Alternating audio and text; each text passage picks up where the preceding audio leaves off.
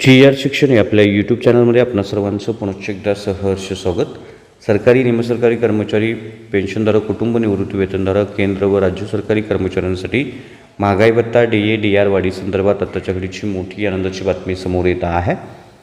राज्यातील तसेच केंद्रातील सरकारी कर्मचाऱ्यांसाठी महागाई भत्त्यासंदर्भात कोणती ती बातमी आहे, कोणता तो निर्णय महाराष्ट्र राज्यातील सरकारी कर्मचाऱ्यांच्या संदर्भात झालेला आहे, या संदर्भातील सविस्तर माहिती देणारा हा व्हिडिओ पाहण्यापूर्वी नेहमीप्रमाणे आपणा सर्वांना एकच विनंती, व्हिडिओ शेवटपर्यंत पाहा आणि आपण जर आमच्या चॅनलवर नवीन असाल तर चॅनलला जरूर सबस्क्राईब करा, समोरील बेल आयकॉनला सुद्धा क्लिक करा, जेणेकरून आपल्याला केंद्र व राज्य सरकारी कर्मचारी, राजपत्रित अधिकारी, पेन्शनधारक, कुटुंब निवृत्ती वेतनधारक, शिक्षक, शिक्षकेतर कर्मचाऱ्यांच्या विषयीचे महत्त्वपूर्ण शासन निर्णय आपल्याला आपल्या यूट्यूब चॅनलवरती सर्वात अगोदर पाहावयास मिळतील।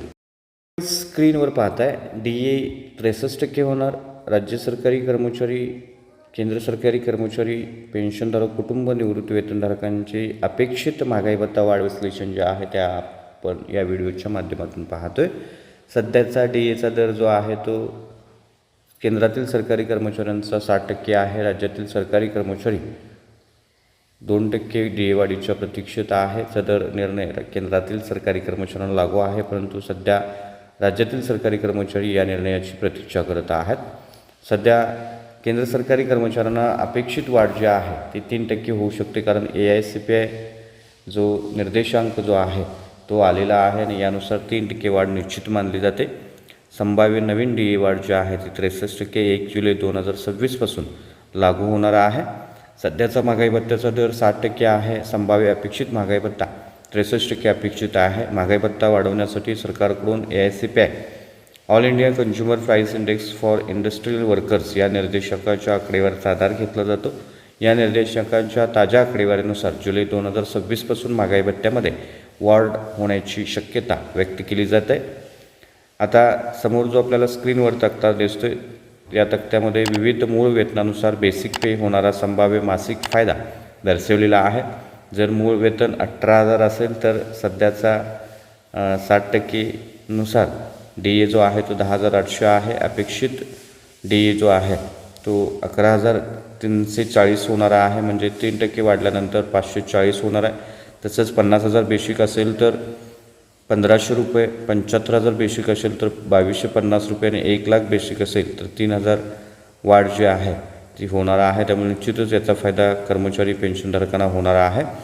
ही वाढ केंद्र सरकारकडून मंजूर झाल्यास साधारणपणे 1 जुलै 2026 पासून लागू होणार आहे। महाराष्ट्र राज्य कर्मचाऱ्यांसाठी ही वाढ जी आहे ती आता सध्या प्रस्तावित 2% वाढ जी आहे ती झाल्यानंतर ही वाढ होणार आहे। त्यामुळे जुलै महिन्यापासूनची थकबाकी मिळण्याची शक्यता आहे। केंद्र सरकारच्या निर्णयापाठोपाठ महाराष्ट्र राज्य शासनही आपल्या कर्मचारी, शिक्षक आणि पेन्शनधारकांसाठी असाच निर्णय घेतं। त्यामुळे राज्यातील कर्मचाऱ्यांचेही याकडे विशेष लक्ष लागलेलं आहे। या संदर्भातला बृहन्मुंबई महानगरपालिकेचा निर्णय अतिशय महत्त्वपूर्ण आहे। समोर स्क्रीनवर आपण पाहतो बृहन्मुंबई महानगरपालिका शिक्षण विभाग, मुख्याध्यापक सचिव, बृहन्मुंबई महानगरपालिका खाजगी प्राथमिक मान्यताप्राप्त अनुदानित विनाअनुदानित शाळा। बृहन्मुंबई महानगरपालिका कर्मचाऱ्यांच्या महागाई भत्त्याच्या दरात झालेली वाढ बृहन्मुंबई महानगरपालिका क्षेत्रातील मान्यताप्राप्त खाजगी प्राथमिक शाळेतील शिक्षक व शिक्षकेतर कर्मचाऱ्यांना लागू करण्यासंदर्भात केंद्र शासन निर्णयाप्रमाणे दिनांक 1 जानेवारी 2026 पासून महागाई भत्त्याचा दर 58% वरून 60% प्रमाणात सुधारित करण्यात आलेला आहे। त्यानुसार महानगरपालिका कर्मचाऱ्यांना सध्या आकारण्यात येत असलेल्या महागाई भत्त्याच्या दरात 1 जानेवारी 2026च्या प्रभावानं 58% वरून 60% वाढ करण्यात आलेली आहे। मान्यताप्राप्त खाजगी प्राथमिक अनुदानित विनाअनुदानित शाळेतील कर्मचाऱ्यांना सध्या आकारण्यात येत असलेल्या महागाई भत्त्याच्या दरात सुधारणा करणं विचाराधीन होते आणि या अनुषंगानं प्रस्ताव प्रस्थापित करून या संदर्भात मंजुरी प्राप्त करण्यात आलेली आहे। त्यामुळे निश्चितच शाळेतील कर्मचाऱ्यांना दिनांक 1 जानेवारी 2026 पासून महागाई भत्त्याचा 58% वरून दर जो आहे तो 60% करण्यात आलेला आहे। 60% दरवाढ करण्यात येत आहे। सुधारित महागाई भत्ता 58% वरून 60%, एकूण 2% महागाई भत्ता दरवाढ करण्यास तसेच जानेवारी 2026 ते जुलै 2026 या महिन्याच्या थकबाकीसह ऑगस्ट 2026च्या मासिक वेतनपत्रकाद्वारे आकारण्यात यावं अशा पद्धतीच्या सूचना देण्यात येत आलेल्या आहेत। त्यामुळे निश्चितच राज्यातील खाजगी प्राथमिक अनुदानित शाळांना DA वाढ जी आहे ती 58% वरून 60% करण्यात आलेली आहे।